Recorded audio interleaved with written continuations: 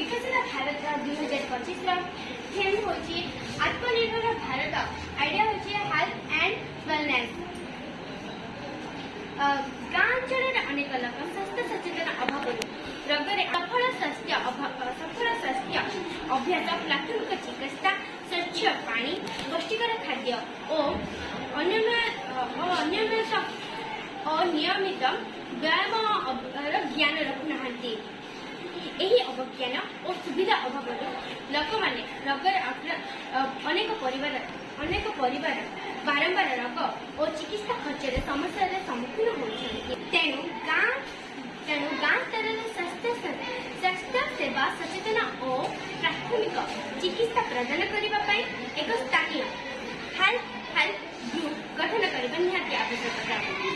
यार असुविधार कारण प्रोब्लेम होची स्वास्थ्य सचेतन अभाव पुष्टिकर खाद्य और सफा पानीर प्राप्तिर असुविधा सामाजिक अवदान नियमित व्यायाम और सुस्थ अभाव पुष्टिकर खाद्य और स्वच्छ जलर अभाव सामाजिक अवज्ञान और अपदान नियमित व्यायाम और सुस्थ अभ्यासर अभाव अनेक लोक बारंबार रोगरे आक्रांत होबार चिकित्सार खर्च वृद्धि होउछि।